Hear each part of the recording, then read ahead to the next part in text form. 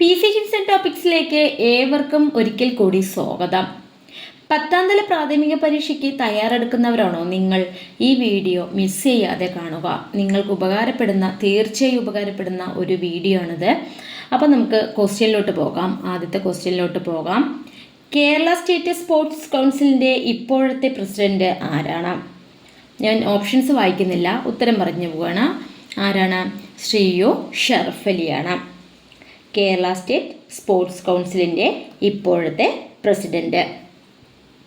അടുത്ത ക്വസ്റ്റ്യൻ, ചാന്ദ്രയാൻ 3ൻ്റെ ലാൻഡറിൻ്റെ പെലോഡുകളിൽ ഉൾപ്പെടാത്തത് ഏതാണ്?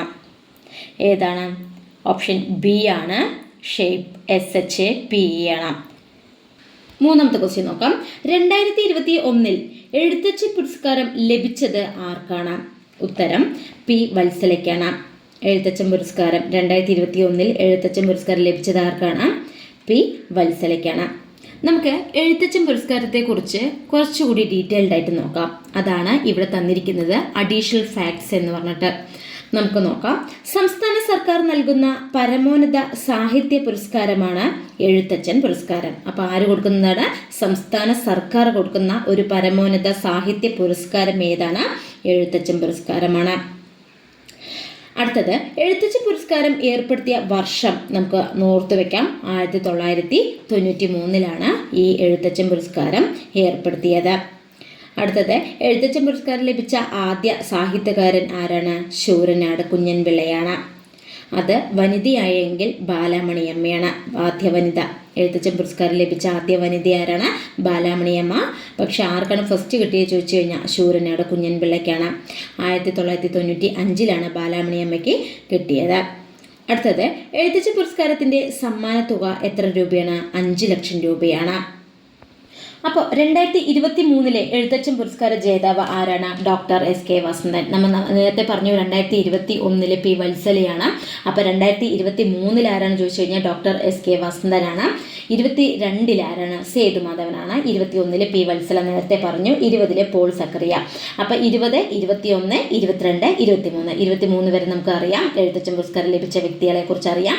എഴുത്തച്ഛൻ പുരസ്കാരം ലഭിച്ചത് 2020 പോൾ സക്കറിയയ്ക്ക്, 21 പി വത്സലയ്ക്ക്, 22 സേതുമാധവന്, 23 ആർക്കാണ്? ഡോക്ടർ SK വസന്തനാണ് എഴുത്തച്ഛൻ പുരസ്കാരം ലഭിച്ചത്. അടുത്തത്, 1.25 കോടി മലയാളികൾ എന്ന ഗ്രന്ഥം രചിച്ചത് ആരാണ്? നമുക്കറിയാം EMS നമ്പൂതിരിപ്പാടാണ് എന്നുള്ളത്. അടുത്തത്, നമുക്ക് ഈ EMS നമ്പൂതിരിപ്പാട് ജനിച്ച സ്ഥലം എന്നുള്ള കുറേ കാര്യങ്ങൾ അഡീഷണൽ ഫാക്ട്സ് ആയിട്ട് കൊടുത്തിട്ടുണ്ട്. നമുക്കത് മനസ്സിലാക്കാം. EMS ജനിച്ച സ്ഥലം ഏതാണ്? പെരിന്തൽമണ്ണ. എവിടെയാണ്? മലപ്പുറം പെരിന്തൽമണ്ണയിലാണ് നമ്മുടെ EMS ജനിച്ച സ്ഥലം.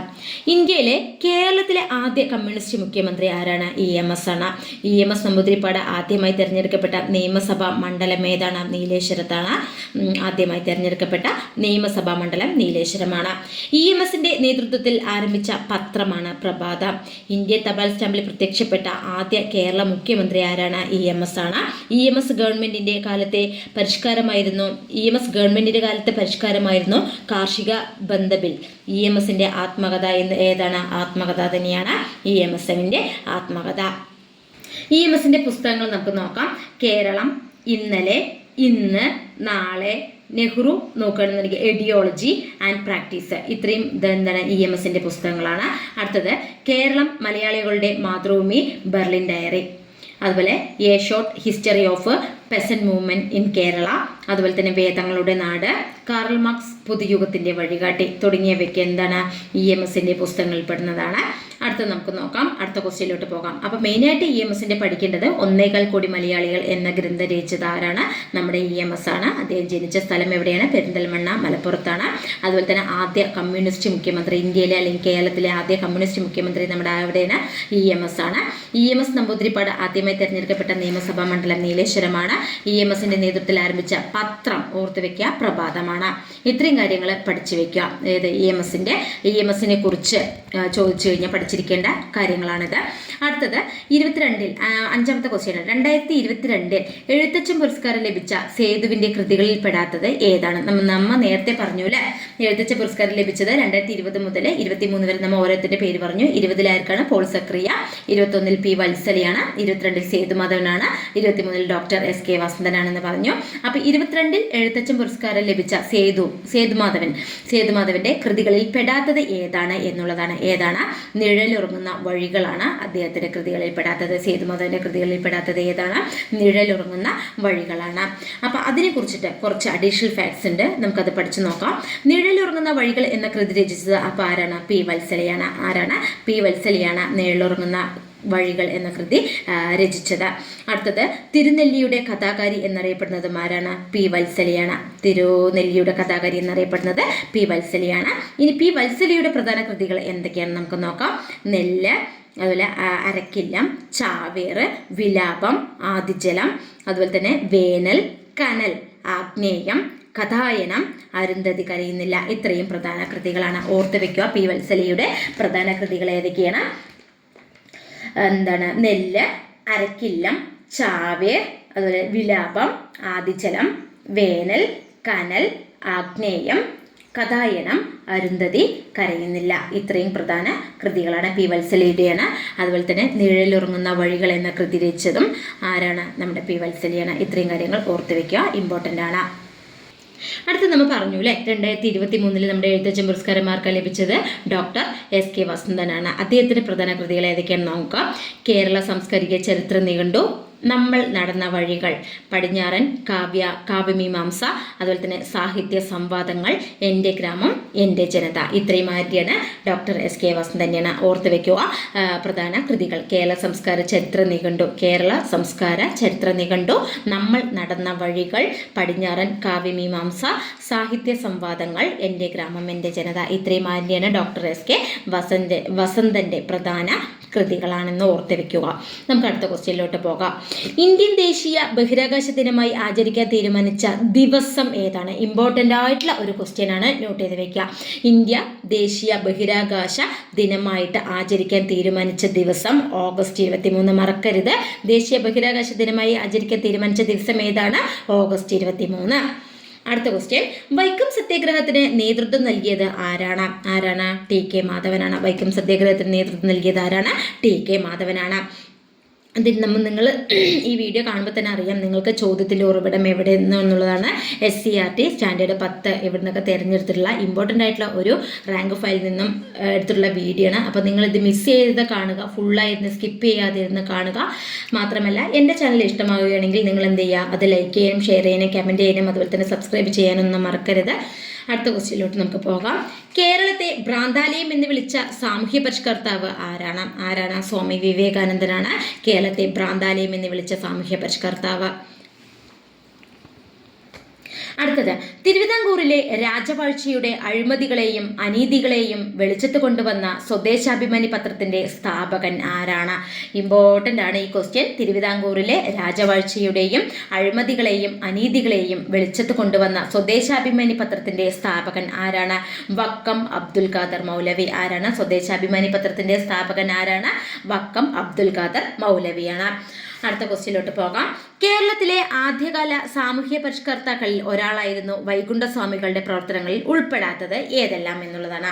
ക്വസ്റ്റ്യൻ ഒന്നുകൂടി വായിക്കാം.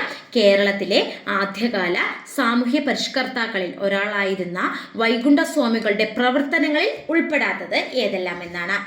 ഏതാണ് ഉത്തരം? നമുക്ക് വായിക്കാം. അതായത് ഓപ്ഷൻ A ആണ് 3 മാത്രം. ഏതാണ് 3 മാത്രം? മനുഷ്യത്വമാണ്, മനുഷ്യന്റെ ജാതി എന്ന് പ്രഖ്യാപിച്ചത്. അതല്ല എന്ന് മാത്രമാണ് വൈകുണ്ഠസ്വാമികളുടെ പ്രവർത്തനങ്ങൾ ഉൾപ്പെടാത്തതാണ്. അത് ഏതാണ്? ഓപ്ഷൻ 3 ആണ്. A ആണ് ആൻസർ ആയിട്ട് വരുന്നത്. 3 മാത്രം. അടുത്ത ക്വസ്റ്റ്യനിലോട്ട് പോകാം. നിങ്ങൾക്ക് എന്തായാലും ഈ പരീക്ഷയ്ക്ക് തീർച്ചയായും ഈ വീഡിയോ ഉപകാരപ്പെടും.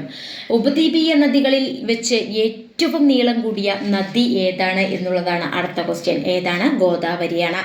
അപ്പോൾ 12ാമത്തെ ക്വസ്റ്റ്യനിലോട്ട് പോകാം. പടിഞ്ഞാറ് തീരസമതലവുമായി ബന്ധമില്ലാത്ത പ്രസ്താവനകൾ ഏവ എന്നുള്ളതാണ്. ഏതാണ്? പടിഞ്ഞാറൻ തീരസമതലവുമായിട്ട് ബന്ധമില്ലാത്ത പ്രസ്താവനകൾ ഏവ എന്നുള്ളതാണ്. ആദ്യത്തേത്, കായലുകളും അഴിമുഖങ്ങളും കാണപ്പെടുന്നു. അതുപോലെ ഡെൽറ്റ രൂപീകരണം നടക്കുന്നു. താരതമ്യേന വീതി കൂടുതലാണ്. അറബിക്കടലിനും പശ്ചിമഘട്ടത്തിനും ഇടയിലാണ്. അപ്പോൾ പടിഞ്ഞാറ് തീരസമതലവുമായി ബന്ധമില്ലാത്തതാണ് ചോദ്യം. ചോദ്യത്തിൻ്റെ ഉത്തരം 2ഉം 3ഉം ആണ് ശരി എന്നുള്ളതാണ്. 2, 3 ഏതാണ്? ഡെൽറ്റ രൂപീകരണം നടക്കുന്നു. 3 താരതമ്യേന വീതി കൂടുതൽ. ഇതാണ് പടിഞ്ഞാറ് തീരസമതലവുമായി ബന്ധമില്ലാത്ത പ്രസ്താവന. ഏതൊക്കെയാണ്? ഡെൽറ്റ രൂപീകരണം നടക്കുന്നു, താരതമ്യേന വീതി കൂടുതലാണ്. മറക്കരുത്, അത് പഠിച്ചു വെക്കുക. അടുത്തത് 13ാമത്തെ ക്വസ്റ്റ്യൻ. ഇന്ത്യയിൽ റെയിൽ ഗതാഗതം ആരംഭിച്ച വർഷം ഏതാണ്? 1853 ഇന്ത്യൻ റെയിൽ ഗതാഗതം ആരംഭിച്ച വർഷം. ഇപ്പോൾ നിങ്ങൾ ഈ വീഡിയോ നോക്കുമ്പോൾ കുറേ ചോദ്യത്തിൻ്റെ ഉറവിടം നിങ്ങൾക്ക് തന്നെ മനസ്സിലാക്കാൻ പറ്റും, ചോദ്യത്തിൻ്റെ ഉറവിടം എവിടെ നിന്നാണെന്നുള്ളതൊക്കെ. അപ്പോൾ ഇത് ഇമ്പോർട്ടൻ്റ് ആയിട്ടുള്ള SCERT 10ാം ക്ലാസ്സും അതുപോലത്തെ 10ാം തല പ്രാഥമിക പരീക്ഷയ്ക്ക് തീർച്ചയായും ഉപകാരപ്പെടുന്ന ഒരു വീഡിയോ ആയി മാറട്ടെ ഇത്. നമുക്ക് അടുത്ത ക്വസ്റ്റ്യനിലോട്ട് പോകാം. ഇന്ത്യയിലെ ഏറ്റവും വലിയ കൽക്കരി പാടം ഏതാണ് എന്നുള്ളതാണ് അടുത്ത ക്വസ്റ്റ്യൻ. ഇന്ത്യയിലെ ഏറ്റവും വലിയ കൽക്കരി പാടം ഏതാണ്? ഝാറിയാണ്. ഏതാണ്? ഝാറിയ. ഇനി 15ാമത്തെ ക്വസ്റ്റ്യനിലോട്ട് പോകാം നമുക്ക്. 1959 ജർമ്മൻ സാങ്കേതിക സഹായത്തോടെ ഇന്ത്യയിൽ സ്ഥാപിക്കപ്പെട്ട ഇരുമ്പുരുക്ക് ശാലകളെ കുറിച്ച് നിർബന്ധമാണ്, പഠിച്ചിരിക്കേണ്ടത് നിർബന്ധമാണ്.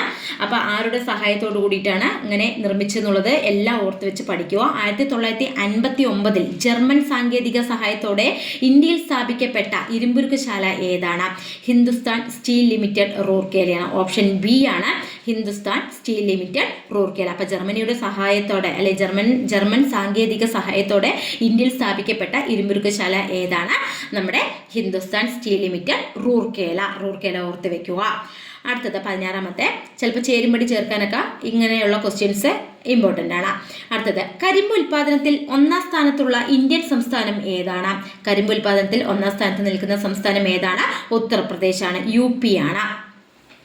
അടുത്ത ക്വസ്റ്റ്യൻ, കേരളത്തിൽ കൊല്ലം മുതൽ കോട്ടപ്പുറം വരെയുള്ള പശ്ചിമ തീര കനാൽ ഏതാണ്? ദേശീയ ജലപാതയിൽ ഉൾപ്പെടുന്ന, അതാണ് ചോദ്യം. കേരളത്തിൽ കൊല്ലം മുതൽ കോട്ടപ്പുറം വരെയുള്ള അല്ലെ ദേശീയ ജലപാത ഏത് എന്ന് ചോദിക്കാം. അല്ലെ പശ്ചിമ തീര കനാൽ ഏത് ദേശീയ ജലപാതയിൽ ഉൾപ്പെടുന്നു എന്നുള്ളതാണ് ദേശീയ ജലപാത 3.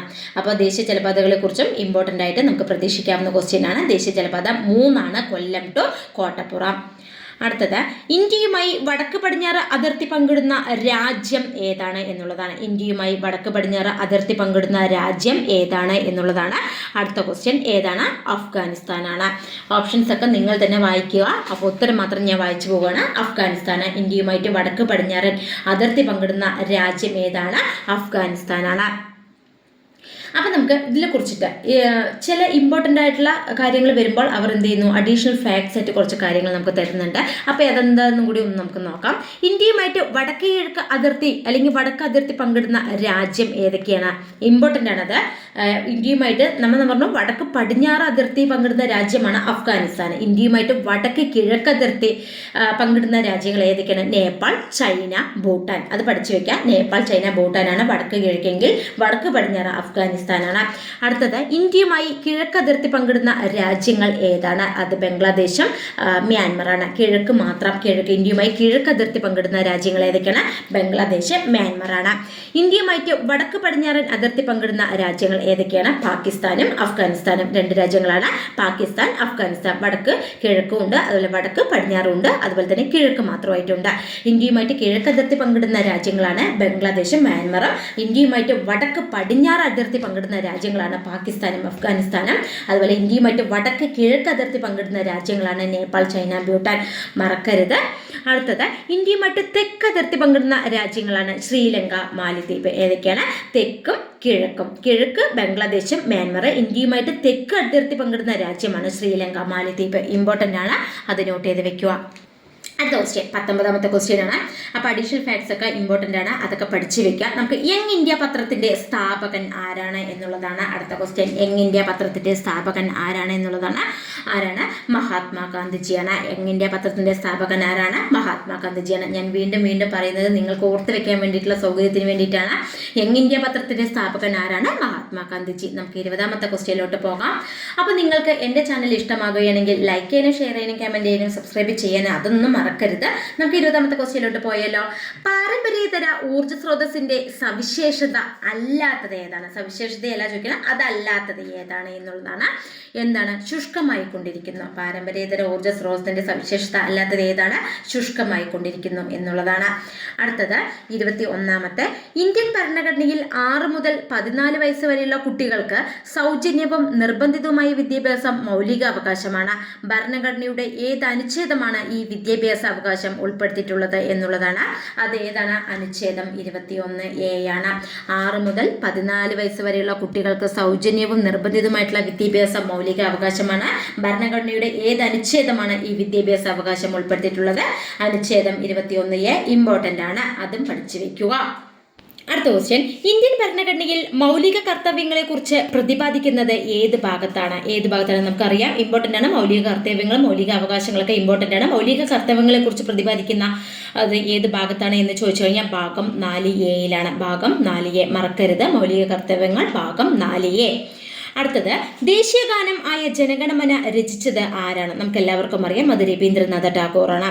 അടുത്തത് 24ാമത്തെ ക്വസ്റ്റ്യൻ, ദേശീയ ഗീതമായ വന്ദേ മാതരം ആദ്യമായി പാടിയത് ഇന്ത്യൻ നാഷണൽ കോൺഗ്രസിന്റെ ഏത് സമ്മേളനത്തിൽ ആയിരുന്നു? ഏതാണ്? കൽക്കത്ത സമ്മേളനമാണ്. ഇന്ത്യൻ നാഷണൽ കോൺഗ്രസിന്റെ ഏത് സമ്മേളനത്തിലാണ്? കൽക്കത്ത കോൺഗ്രസ് സമ്മേളനത്തിലാണ് ദേശീയ ഗീതമായിട്ടുള്ള വന്ദേ മാതരം ആദ്യമായിട്ട് പാടിയത്. അടുത്ത ക്വസ്റ്റ്യൻ, ദേശീയ പതാകയുടെ നീളവും വീതിയും തമ്മിലുള്ള അനുപാതം എത്ര? ഇമ്പോർട്ടൻ്റ് ആയിട്ടുള്ള ഒരു ക്വസ്റ്റ്യൻ ആണ്.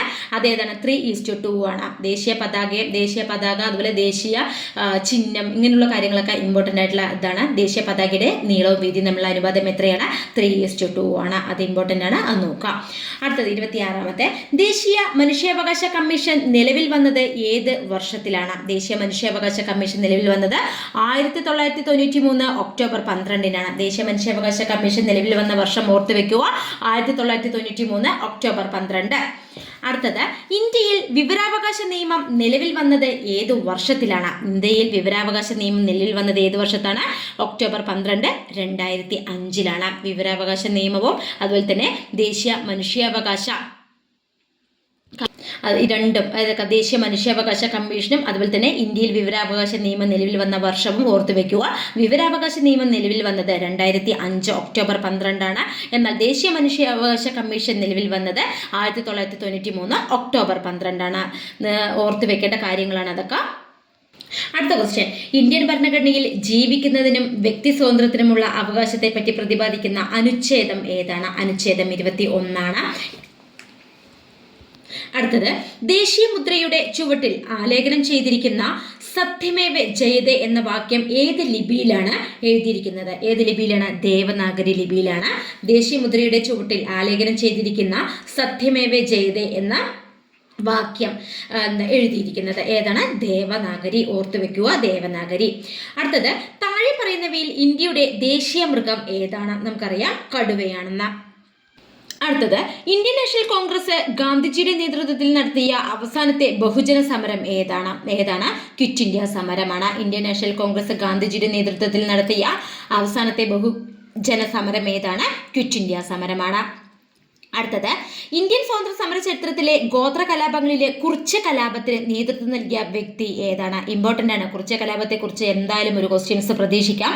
ഇന്ത്യൻ സ്വാതന്ത്ര്യ സമര ചരിത്രത്തിലെ ഗോത്ര കലാപങ്ങളിലെ കുറിച്യ കലാപത്തിന് നേതൃത്വം നൽകിയ വ്യക്തി ആരാണ്? രാമൻ നമ്പിയാണ്. ആരാണ്? രാമൻ നമ്പിയാണ്. കുറിച്യ കലാപത്തിന് നേതൃത്വം നൽകിയ വ്യക്തിനെ ഓർത്തു വെക്കുക, രാമൻ നമ്പിയാണ്. അടുത്ത 33ാമത്തെ, ദേശീയ കാഴ്ചപ്പാടോടുകൂടി പത്രങ്ങൾക്ക് തുടക്കം കുറിച്ച വ്യക്തി ആരാണ്? രാജാറാം മോഹൻ റോയ് ആണ്. ദേശീയ കാഴ്ചപ്പാടോടുകൂടി പത്രങ്ങൾക്ക് തുടക്കം കുറിച്ച വ്യക്തി ആരാണ്? രാജാറാം മോഹൻ റോയ് ആണ്. അടുത്തത്, 2023 ഇന്ത്യ അധ്യക്ഷസ്ഥാനം വഹിച്ച G20 2024 അധ്യക്ഷസ്ഥാനം വഹിക്കാൻ പോകുന്ന രാജ്യം ഏതാണ്? അതായത് 2023 ഇന്ത്യ അധ്യക്ഷസ്ഥാനം വഹിച്ച G20 2024 അധ്യക്ഷസ്ഥാനം വഹിക്കാൻ പോകുന്ന രാജ്യം ഏതാണ്? ബ്രസീലാണ്. അടുത്തത്, അതിൻ്റെ അഡീഷണൽ ഫാക്ട്സ് നമുക്ക് തന്നിട്ടുണ്ട്. GI ടാഗ് ലഭിച്ച ഗുലാബി മീനകാരി കരകൗശല വസ്തുക്കൾ G20 നേഷണൽ പ്രതിനിധികൾക്ക് സമ്മാനിക്കാൻ തീരുമാനിച്ച സംസ്ഥാനം ഏതാണ്?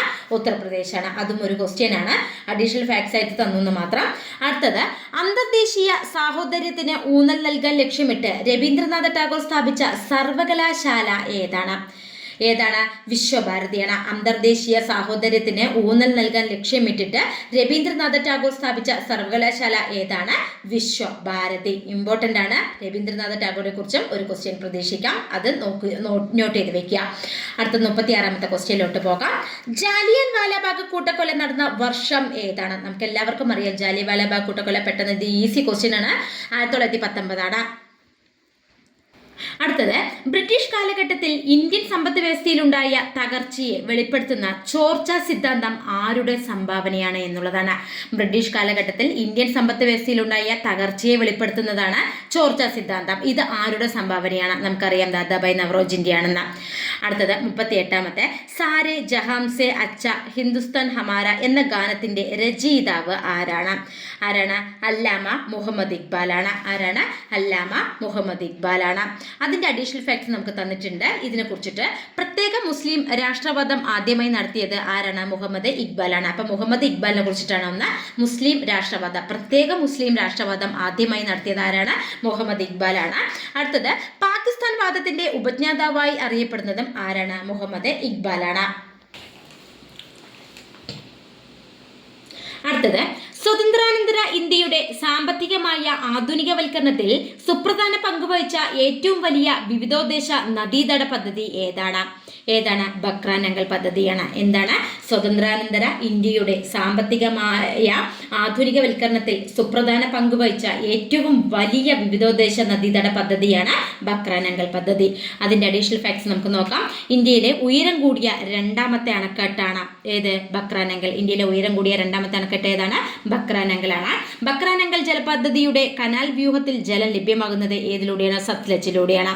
അടുത്തത് ബക്ര അണക്കെട്ട് രൂപം കൊടുക്കുന്ന തടാകമാണ് ഗോവിന്ദ് സാഗർ. ബക്രാനങ്കൽ അണക്കെട്ടിന്റെ നിർമ്മാണത്തിൽ പങ്കെടുത്ത ഏക വിദേശി ആരാണെന്ന് ചോദിച്ചു കഴിഞ്ഞാൽ ഹാർവി ശ്ലോകമാണ്.